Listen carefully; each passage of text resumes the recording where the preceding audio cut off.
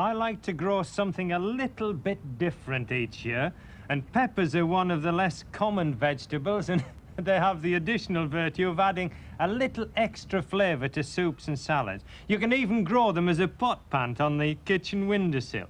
And if people realised how easy they are to cultivate and how deliciously flavoured they are, I'm sure more gardeners would try to grow them. And I made the compost wetter than usual because I'm using pelleted seed. And because I'm deeply suspicious of seed not coming up, I sow 2 to a pot instead of just 1. Then, if both germinate, I leave the strongest and take the weakest away. Just push them into the surface of a peat-based compost. And I'll stand that in a frame covered with glass and a sheet of newspaper. And in a fortnight, this is what they'll look like. And this time, both seeds germinated, so I pulled the weaker one out with a pair of tweezers and left this one to grow on. And now I'm waiting until the roots are through the bottom of the pot, and then I'll pop it into a larger container for the windowsill. And as an experiment, I'm going to plant a few outside in the open garden.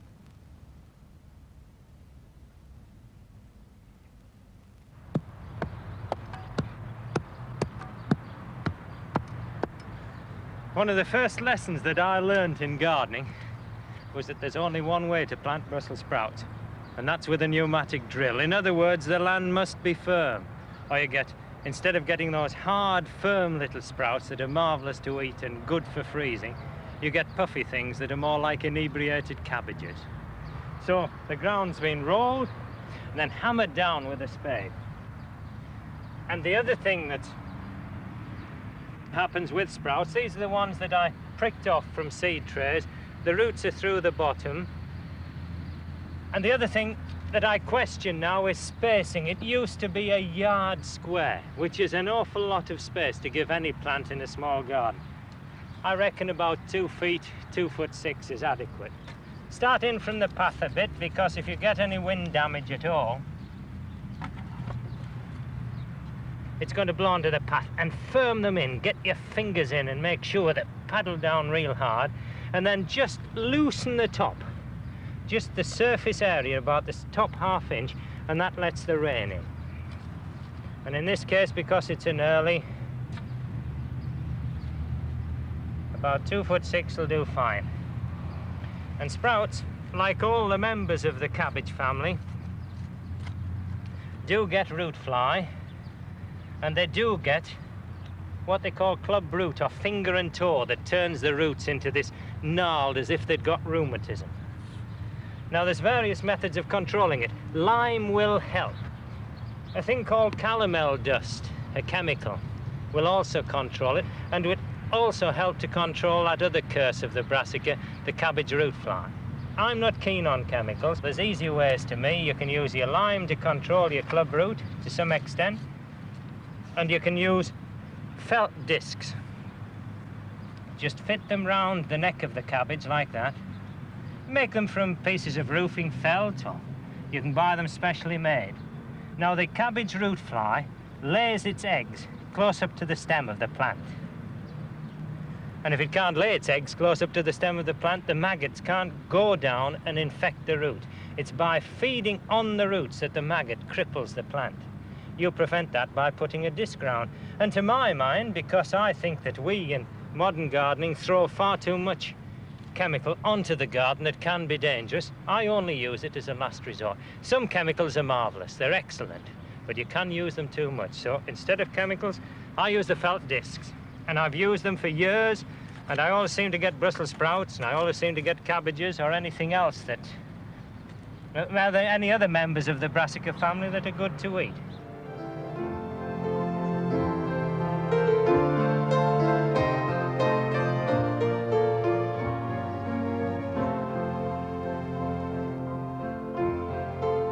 Once your frame's cleared of the things like early cauliflowers and cabbage and your onions, etc., then you've got room to put in your cucumbers and your marrows. Sow them in an ordinary seed tray using the peat-based compost, and because 6 marrows and 6 cucumbers are more than enough for the average household, I use 1 box for the 2. cucumbers at one end because in the initial stages they require very much the same growing conditions. Sow them on edge like that. It's no use confusing the seed about which way it's going to come up. If you put it on its edge, it can make its own mind up about it. About 1/2 inch deep. The marrow seeds are even bigger. They go in on their edge. And it's the trailing marrow that I'm going to plant on the compost heap at one end of the plot. And remember that these things are, well, just about 90% water. It's a good idea to bear that in mind, and they must never be short of moisture. They must have warm, humid growing conditions. And this frame here is ideal, perfect for the job. Little tap, settle it all down, water it, and the frame is shallow, so the plants are close to the glass. You've got close, humid conditions that bounces them out of the ground because they are tropical things and they like moisture. They like a very, very high humidity. And all you've got to do now is to water it, make sure the compost is thoroughly saturated before you put the glass on, and then they'll require daily attention after that.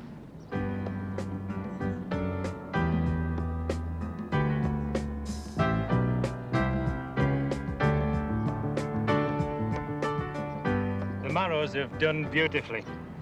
The cucumbers I'm just a little bit ashamed of. Whether I planted the seed upside down or what, I don't know. But they haven't come quite so well, but there's enough for my needs there.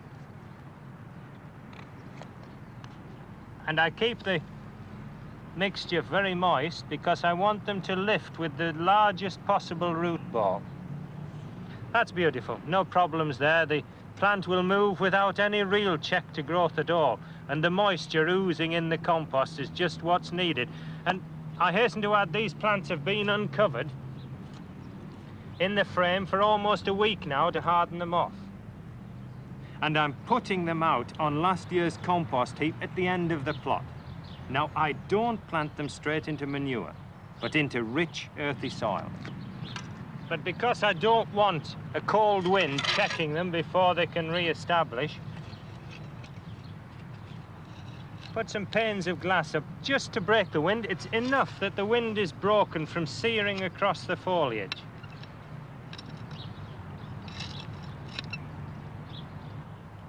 And that open cloche is just enough protection. And then, because you're going to be watering copiously, putting gallons of water onto these, plunge your pot. It's an ordinary plastic pot at one side. You put the water into that and it percolates through to where it's going to do most good, at the roots. And it saves compacting the heap too.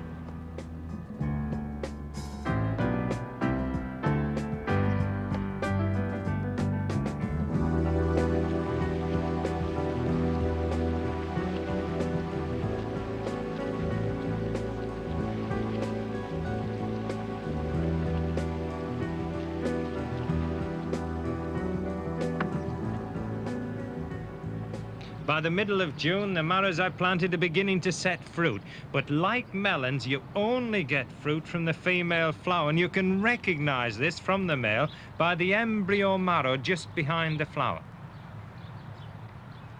And the male flower, of course, doesn't have anything behind it at all. Now, you can help the young fruit to set by transferring the pollen from the male to the female. But this year, I've let nature take its course because it's been warm enough. The bees and insects alone have done the pollinating.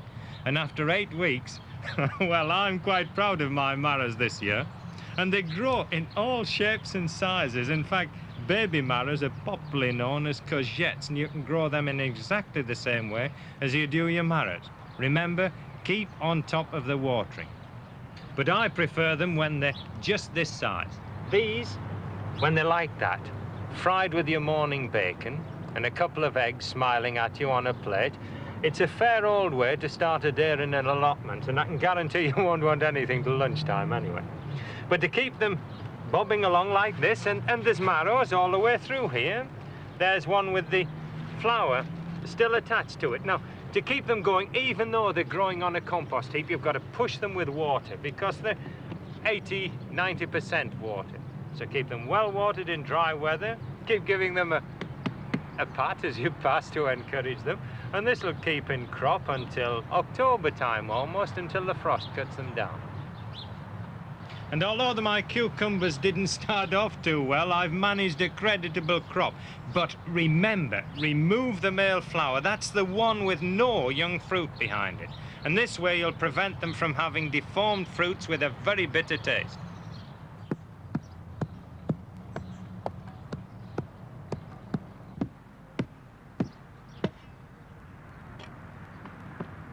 It's a good job I'm particularly fond of leeks as a winter vegetable, because for hardiness and for giving variety from the endless routine of Brussels sprouts and Savoy cabbage, there's nothing better. They're grand fried, they're grand boiled, they're grand with a cheese sauce on their own.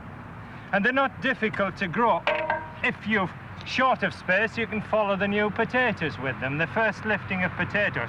But because I like great fat columns of leek, I give them a little more time. I put down a single row that'll take 30 plants across the plot, enough for the average family. The soil's been well manured, and all the beating down does is settle the top 1/4 of an inch so that when I make the holes to plant the leeks in, the soil doesn't fall in and bury them. And put them in 1 foot apart in the main, because in order to get a good quality leek, you've got to avoid root competition. And they're going to be holding the ground all winter, so I think they're worth a little space. And you make the holes about 6 inches deep. And the only reason for doing this, for the beating down and everything, is that I start off with a 6-inch deep hole, which means I get 6 inches of blanch.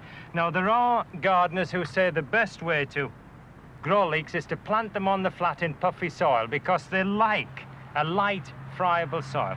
Well, fair enough if you're going to earth them up. Now, I like great meaty leeks. I like thumping great stems, and I've grown them like this for 20 years, and I get big meaty stems. And if I want an extra 2 inches of blanch, all I've got to do is build the soil up. So I've got 8 inches of white stem. Delicious. And if the roots of your leeks are too long, just take a knife and shorten them a little bit, because it's difficult to maneuver a large root system like that into the soil. Trim the tops, because the worms everywhere in the country seem to take a grim delight. I think there must be Welsh worms, because they go along and pull them all out if you leave a long top on. Just drop them into the hole like that, and you're watering and feeding afterwards. Gradually fill it in. Now, within the circumference of that hole, the soil is puffy, just what the leeks like.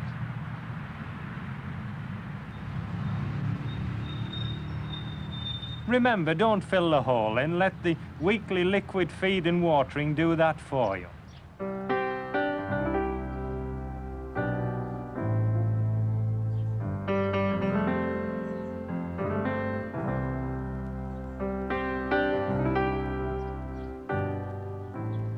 There are some vegetable crops that have a prestige value.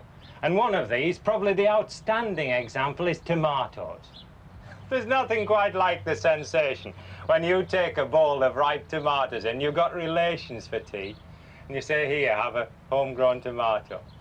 And there's half a dozen different ways of growing them. They're not difficult. They need that little bit of extra care, that little bit of extra interest. You feed them to a particular formula to get a flavour. And it all starts with a tiny seed. I like to sow the seed into peat pots in late April, early May, and by using pots, you don't have to transfer the plants. There's no root disturbance, there's no check to grow. Now, you can use peat-based compost, but I like to grow tomatoes in soil-based compost, so I'm sowing the second 4 into John in it. There seems to be more power in soil somehow. There's more body to it. It holds the fertilizer better. And just press them into the surface like that. And don't forget, your compost must be sterile, one that's completely free from disease, and you've got to keep it moist. Now, just cover them lightly. You really just tap the hole full. You don't shovel soil on top of it. And then cover the pots with a sheet of glass and newspaper. And these will have germinated within 3 or 4 days. Now you can sow tomatoes in a seed tray, and in the seed tray they're beginning to get so crowded that these plants want moving out. They're being drawn up by the competition and lack of light. And if there's one thing a tomato resents more than anything else, it's a check to growth at any stage. So these need pricking out. Now, tomatoes are possessed of all sorts of little idiosyncrasies, and one of the things you must not do is to handle them by the stems, because the stems are covered in fine hairs. Now, if you damage or bruise them, they'll bleed, and also you'll tend to transmit and leave the way open to disease. So handle them by the leaf like that. Remember, if you're a smoker, before you start handling tomatoes at all, wash your hands, because you can transfer a virus in the nicotine on your fingers, and you can give your tomatoes tobacco mosaic. I'm using the John and his #1 compost to prick the young seedlings off into. Now, the #1 compost is the weakest of the potting compost after the seed mixture. And this compost contains enough readily available nutriment to keep the plant growing steadily. Don't pot it too deeply. About 1/4 inch below where it was originally in the compost is quite adequate. Given the right temperature, given steady watering and a little bit of attention, that seedling will grow into a fine tomato plant. Now, you can buy young tomato plants from a nurseryman, but make sure it's a short, jointed plant like this, with no distance at all between the joints. Healthy, sturdy growth with the embryo buds of the first truss actually showing down there, like little dark spots in the growing point. Marvellous, that's only 6 inches above the soil level. And there in the axils of the leaf you get side shoots forming, and of course these must be taken out. But make sure your hands are clean, and mine aren't, so I won't do it now. Practice the same sort of hygiene in the greenhouse that you'd practice in a hospital. But that plant is just fit for going out into the greenhouse. Now get what, 11 pounds of tomatoes off that by the end of the summer. And I'll be eating tomatoes when they're 10 shillings a pound in the shop, and not when they're half a crown. If you grow tomatoes continually year after year in the same soil, you're going to be in trouble. And in olden days, as they say, the only way you get over that was to dig all the soil in your tomato house out and replace it every year. But there is a modern technique now by getting round this. You can actually grow the plants in containers. You buy the container, ready made up, and it's got the perfect compost for growing tomatoes already. All you've got to do is cut it open, provided you abide by simple rules. Cut it out in a V shape and then tuck the ends in to provide a little reservoir of moisture, because you're going to put about 2 gallons of water, your first watering, into this, and you want to encourage the sort of rooting that will enable the plants to get out into the compost and use all the moisture, so you've got no stagnant conditions.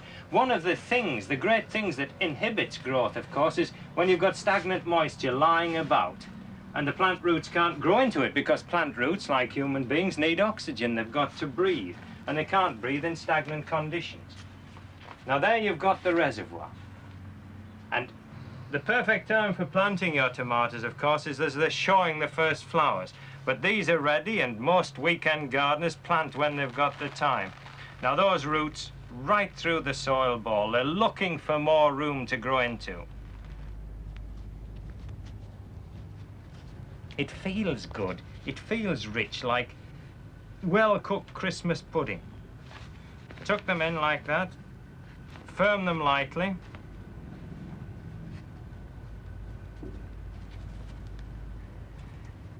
Good standard quality. It's a fair indication that the compost we put these into, and these were in John and his compost, was a good standard mixture that's given you balanced, even growth right through the whole batch. And the lifeblood of tomatoes is regular watering, and then eventually, when the first truss is set, regular feeding. And one of the problems with the small greenhouse, of course, is you've got no room for a tank inside. So I've got it outside where I collect rainwater. This is the stuff plants like, the dissolved minerals in rainwater. But when you're going to water tender things like tomatoes, bring a can of water into the greenhouse to warm, to get to the proper temperature. Otherwise you chill them. And in the initial stages, you don't want the foliage wet, you want the compost wet. And this is a 2-gallon can. The water's warm enough to bathe in, which should suit the plants. And you just pour it on, and the peaty compost soaks it up. There is an alternative to the peat bags, of course, which are expensive, and that is to take the soil out of your greenhouse, put about 4 inches of washed gravel or weathered ash in, and then all you've got to buy are the bottomless rings and the compost to fill them. And in this case, I'm using John and his number 2. Which is a compost I understand after years of usage. Same principle applies. Because the rooting medium's so good, they get away and establish very quickly, and this is one of the great advantages of putting them in pots. You get a completely undisturbed root ball. And space them in the controlled growing conditions that you're providing. I put them in about 15, 16 inches apart, because let's face it, unless you're going to sell the produce, about half a dozen tomatoes will keep the average family going, provided you grow them properly. So give them a bit of space to breathe and to get the maximum possible light. And with the aggregate being inert, with the pebbles being completely inert, all you do at the end of the year is to wash them through with a fungicide, and you can use them again next year. Now, there should be enough moisture in that compost to get my tomato roots through and into the aggregate. And to encourage them to root down and out, I water the aggregate. And I only water this as a last resort if they're really droughted. Feed into the compost, water the aggregate, and you'll build up great powerful plants that'll crop, well, 11, 12 pounds. And another vegetable I've grown for many years, sweet corn, and even in a garden with much worse soil than this, I've always had a crop, sometimes not as good as others, but certainly well worthwhile, and I'm addicted to a dish called sweet corn souffle. Absolutely delicious. They're as easy to grow as cabbages, provided you remember that they are tender, that you mustn't put them out in a northern garden anyway before the beginning of June. And start them off either in pots or trays, but don't space them too close together. You want to let them get on and develop a good size before they go out into the open ground. The more growth you can get on them before they go out, the better the resulting crop's going to be. And because I don't want them overcrowding in the tray, I'm only sowing 12 plants. And the compost, as always, was moist enough before I put the things in. And then I pop it in the frame.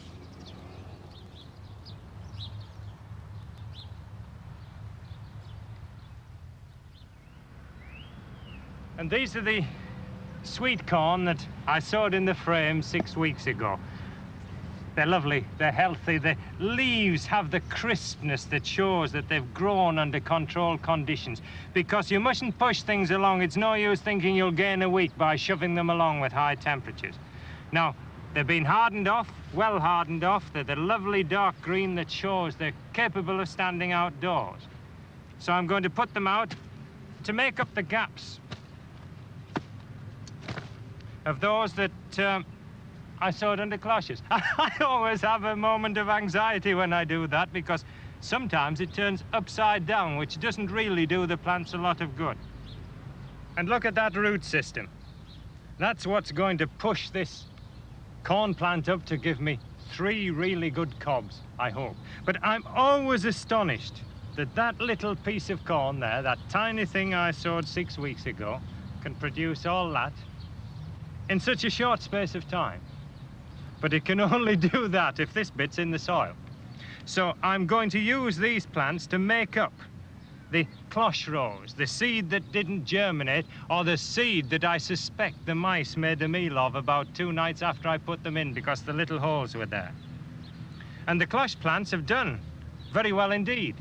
And it converts me again, if I needed any conversion, to using cloches, to using glass to beat the weather, where you can control the climate just a little, where you can pre-warm the soil to get the early growth.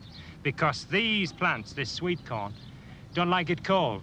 You've got to have them in a moisture-retentive soil, and they need all the sunlight that they can get, which means they must be at this stage in June, or you're going to get nothing from them.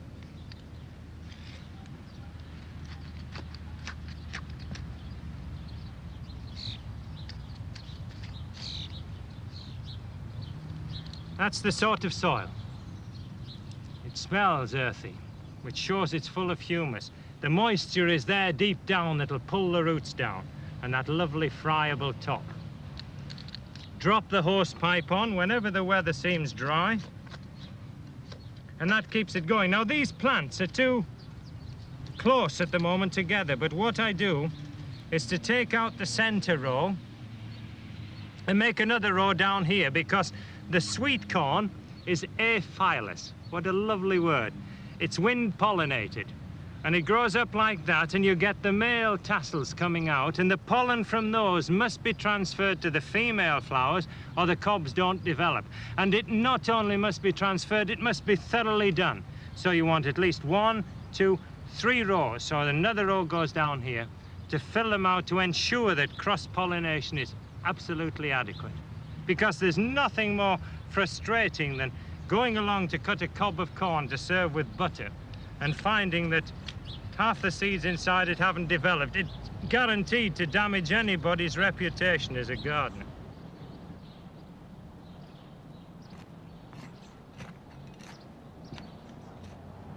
Now the tomatoes have reached the stage for tying in, and you can see the power in those stems already. And you want good, strong, sturdy stems by the end of May, because these plants in the bags will be carrying 6 or even 7 trusses of fruit by the summer. And with the bags, I use wires and string. That is a wire along the top of the greenhouse, like this. Strings tied to it, and in this case I'm using the plastic variety because it's soft, it doesn't rub on the stems. If you use a harsh string, you might wound the stems, and tomatoes are very sensitive. Disease is transmitted so easily. And then a wire along the bottom, and tie the support loosely. Don't draw it tight, just tie it loosely. Simple loop, and then as the tomatoes grow, they're looped round into the string like that. It is the most simple method. There's only one thing that can happen. If you use string that's too weak, you're liable to find your tomatoes spread all over the floor in the morning because it breaks and lets them down. And while you're busy tying in, look for any side shoots. And these I've kept well on top of, but there is one tiny one there that is better rubbed out. If you do them small, the wounds are minimal. And I am almost too fussy about being careful not to damage tomatoes. Another one down below there, and those, well, there's scarcely a scar left. And the string down. The other thing you've got to be careful with when you're stringing, of course, is that you don't wrap the string round and break a truss off. This can be heartbreaking when you've got them into flower and you pop the string round. It just needs to be slack. The tomato will support itself then, and with great strong stemmed plants like this, there's not really a great deal that you need bother about, because they're strong enough in their own right.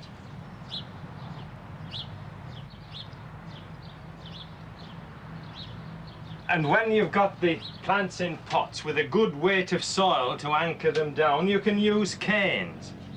It's not really safe to use canes where there isn't sufficient body of soil at the base to hold them firm, because you've got something like, I think 14 pounds of vegetation and fruit when a tomato's carrying a full weight of crop. And then always tie the plants to the stake, never the stake to the plant, so that your knot is always on the cane. And a cross in the string will give room for the growth to take place without constricting the stem in any way. Because if you cut off the sap flow, then you strangle the plant. There's no question about that. And they won't need another tie for about 10 days, but you must water every day. This is vitally important with tomatoes because if they're short of water at any stage, you tend to get a little hard piece at the base of the fruit. A little gentle damp over with the watering can. That's enough, just enough to dampen the foliage, and then your main watering is done into the gravel. Really slosh it in. Tomatoes will take, pint and a half of water to a plant because this enormous leaf area is losing moisture the whole time, sucking it out of the ground with the dissolved nutrients in it, through into the leaves and then losing it to evaporation. So make sure your gravel is always moist.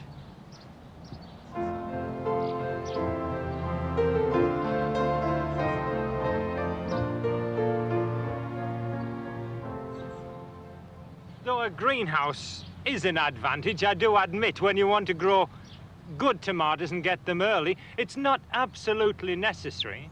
Now, these were grown outside and they've set now 5 trusses, which is very good for outdoor tomatoes.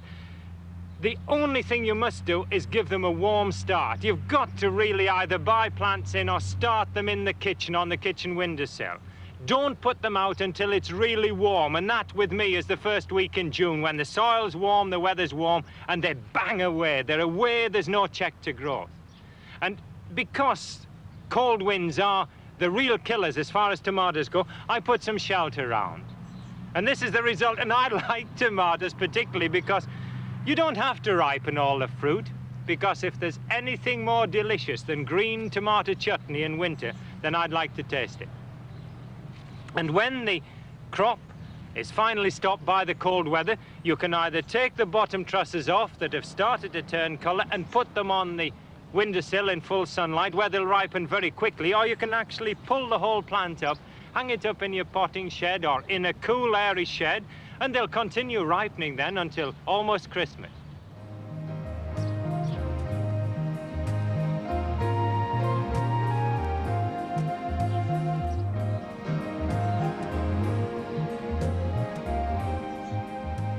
By the end of July, the sweet corn's at the stage where the male flowers have developed at the top of the plant. And the silky tassels of the female are beginning to show down the stem, and this is the time to transfer the pollen from the male flower to the female. This is done by the wind, I know, but you can help nature along by shaking the plant. Go along the rows about once a day. And some of the cobs are already swelling up, which shows that fertilization has indeed taken place.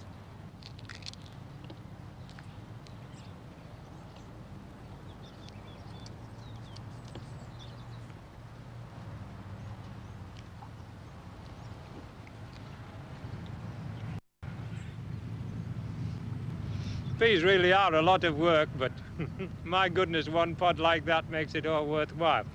Now, I've always argued that if you're going to grow peas, grow the tall varieties, or taller varieties. They take up no more room than the 18-inch dwarfs. But you've got 3 feet of pea that's going to carry 3 times the crop. Now, there are arguments against and for staking. I always stake. If you don't, they're flopping all over the plot. They're taking up 6 times the space they should have done. The pods are soiled, and a lot of them don't fill properly. So I stake. It's a little bit of extra effort, but the weight of crop there, I'm delighted with them, really. And the flavour, you can't buy peas like that out of a shop. Never in a million years, can you?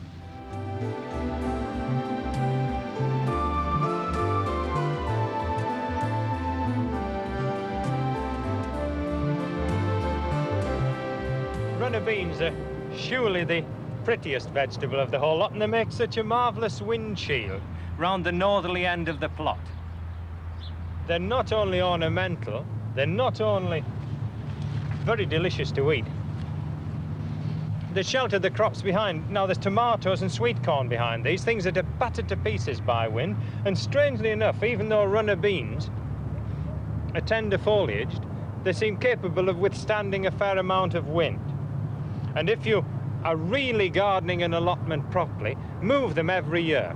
So you trench your ground for runner beans, 2 spade grafts deep, plenty of muck in, crop it with runner beans, move your runner bean row along one the next time, and then put your cauliflowers or something that enjoys a really rich, moisture-retentive soil.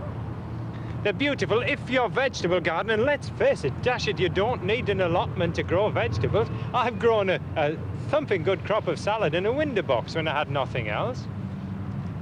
If your vegetable plot is alongside your flower garden behind your house, for example, what more ornamental crop could you have than runner beans? But remember to keep on top of the picking. They crop and crop for months. I don't know of anything that crops the way this particular vegetable does over so long a period. But do keep on top of the picking, because once these set seed, then they go out of production and you've lost the lot. I don't need any encouragement to pick mine. Raw or cooked, they're delicious.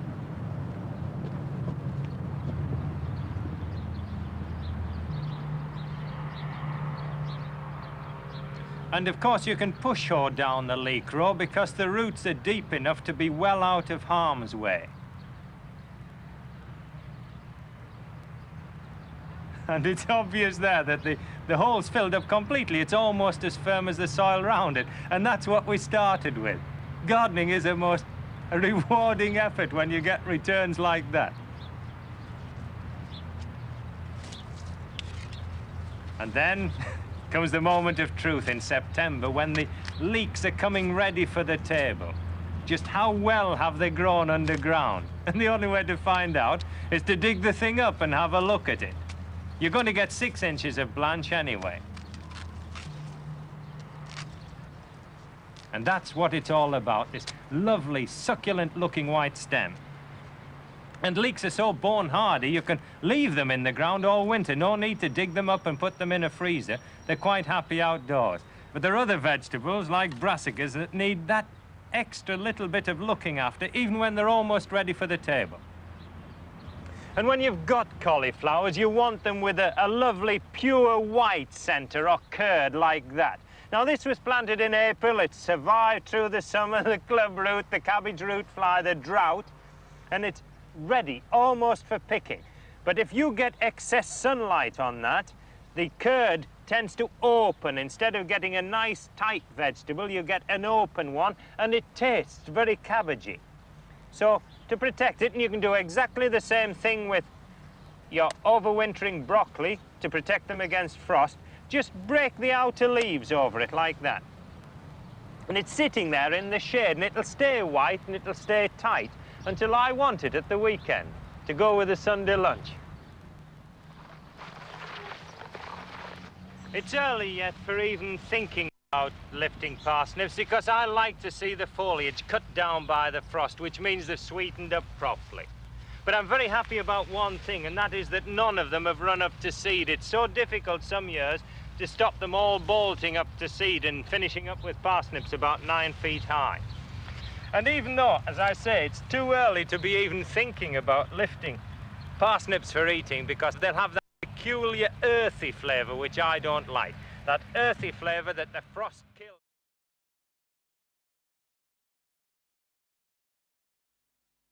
You've got flowers developing, you've got little fruit setting, and this will continue until the frost comes to stop them. And they've done all this without any help from me, absolutely without artificial aid whatsoever.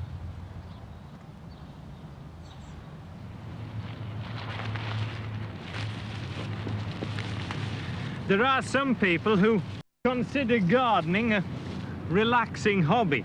Well, I personally find it both stimulating and exciting, because every time I put a potato or a bean in, there's the excitement of not knowing what's happening. Now, these are the potatoes I planted under black polythene, and admittedly I've had the odd peep, but not enough to find out just precisely what was in there. And they really are so clean, you don't need to wash them, you don't even need to peel them, because I hate a potato boiled when it's been peeled. Put them in with the skins on, and all the flavour sealed in. Lifting for storing, you don't really need a fork. All you've got to do is go along, cutting the tops off, rolling back the polythene and gathering the harvest.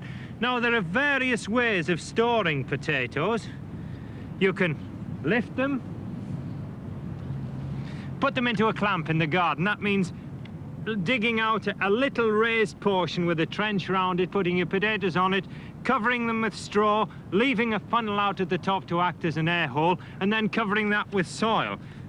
And that's one thing you don't do. Lean on a fork and stab the best potato in the garden, practically. Don't put those into store because they rot. That one will be chips tonight. But it's a good idea to just fork over the places where the roots were, just to make certain that you haven't left any in, as I did with that one. The little green tomato-like things that grow on potato haulms, don't touch them, they're deadly poison. This is the seed of the potato. If you let that ripen up and sowed it, then you would get potato plants. But you wouldn't be able to say how good they were or how bad they were until you'd grown them on and cropped them.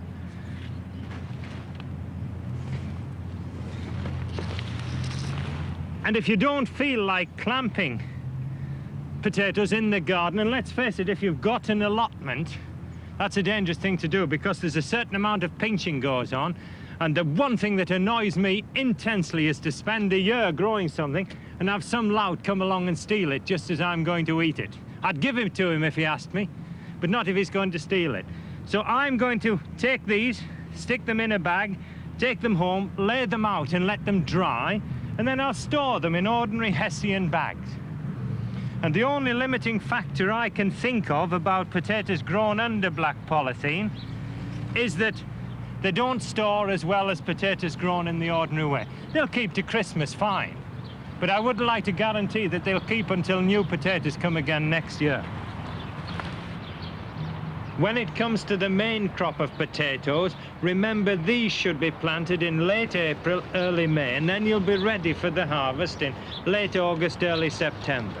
But do make sure they're dry and undamaged before putting them into store.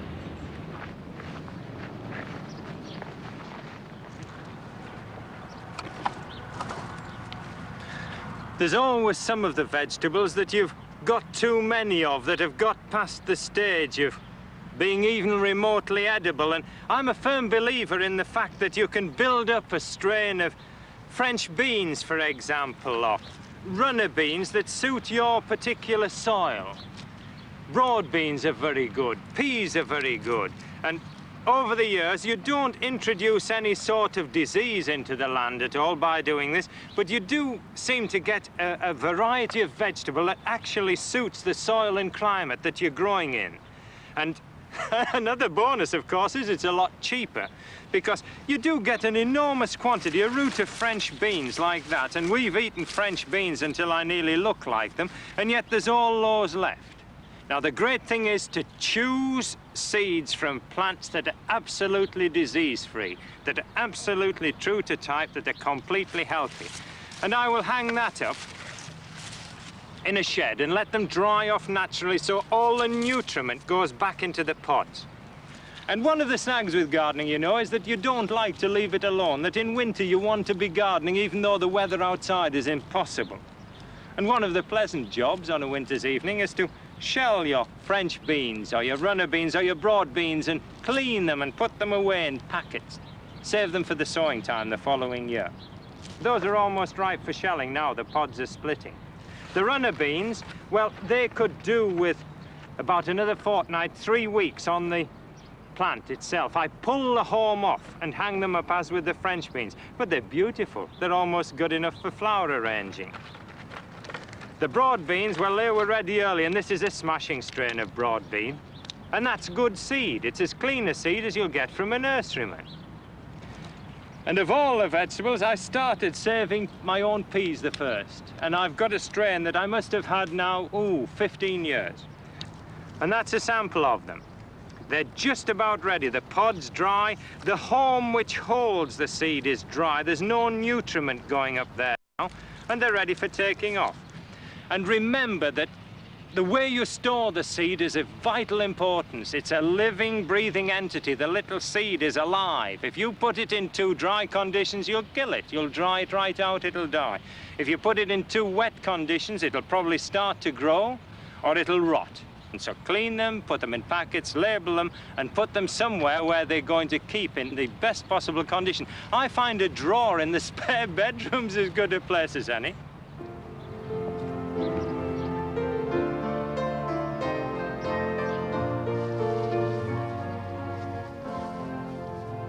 The dews are getting so heavy now that it's impossible really to ripen onions off thoroughly, to get them to that bullet hard condition when they'll store for the next 6 months.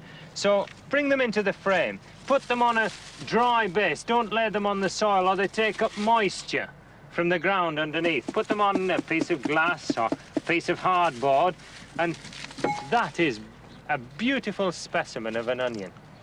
Smells and feels right, and it's so firm at the base, so hard you can't press your finger into it. That's the way to test an onion. If it's soft there, or it's soft round the neck of the plant, then it's no good for storing. Put it to one side so you can use it early. With that, you could play cricket with it in a test match. And a little crack of air on the flame ensures that you get the air circulation, taking the moisture away, and then you can tie them into bunches and hang them up in the shed or any frost-free place, and those will keep right through until April, May next year.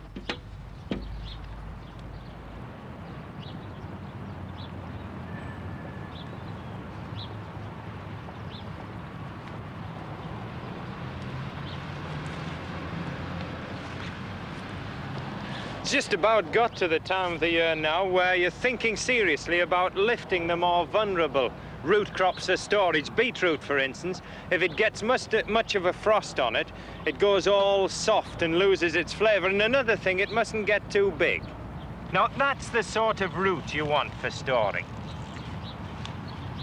That's the sort of root you want to go on a show bench. It's extraordinary. You have no idea until you pull it what it's like, but that is a well-formed root.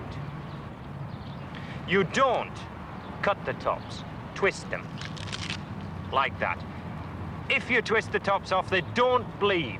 If you cut them off, they bleed and the root loses its colour, which is a pity because a beetroot properly cooked and of a good colour puts an edge on your appetite before you touch it. The colour's attractive. Now, I'm hoping that this one won't show any of the nasty hard rings that an old beetroot shows when it's developed too far for storage. That is absolutely beautiful. Look at it. Just a clean, even area of flesh. There isn't a sign of a ring anywhere in the root at all. If that was a root of beetroot that wasn't properly made for storing, it would have white rings, and I would throw it away. But the thing is that you can only take 1 or 2 indicators along the road to check whether your crop's gone over the hill, which is one of the reasons why I store them a little bit earlier. And then I'm sure if 1 or 2 of the roots that I pulled for boiling it the weeks before have no sign of these rings, then the rest of the crop is going to be all right. That is a perfect beetroot, absolutely perfect. The size is right, the colour's right, there's no hard rings that are going to make it indigestible. Now, I store beetroot as I store carrot, between layers of sand in a frost-free shed. So all I've got to do then is riddle my fingers through the sand, take what beetroot I need, and then replace the sand. Even on a small garden, it's easy to keep a continuity of vegetables, and with the first nip of autumn, I begin to think in terms of Brussels sprouts, because vegetables with me are a seasonal thing. I don't want Brussels sprouts in the middle of winter. I want them in autumn, and it's chill enough this morning to make me think very much in terms of sprouts. And always start picking at the base of the plant. Don't start halfway up, because if you do, the bottom ones don't develop, or they blow. They open up very quickly, and you want sprouts to be firm. Take the yellow leaves off. They're not doing the plant any good, and I drop them on the ground because they rot into the soil, and they save the soil when it's very wet being compacted. But that is a good sprout. You've got a long stem, and the buttons are hard. The sprouts are hard and very firm, and that's what a sprout should be. Beautiful. You could shoot that out of a rifle at the rabbits that have been pestering us this year. And you've got a good length of stem. Now, this isn't a sprout that I would use in a windswept garden. You want the smaller ones, the more compact, because on an exposed garden, you'd have that to stay. And there's almost enough on that one plant to keep even a sprout addict going for the full course of the winter. The grain, oh, beautiful. The grain needs to be close and tight. Absolutely superb, that. There's no sign of any ridges at all. It's all sprout. Firm textured, there's no air holes at all. And because I like sprouts just as well raw as I do cooked, I'm going to try it. The first of the season. They are a delicious vegetable, really. And that's how they should be. Crisp, tasty, just a sharpness to it that makes you want to eat a little more. Well, that's the end of the vegetable gardening videogram, but look out for others in the series, particularly the one on flowers. I think you'll find some very useful tips in that too.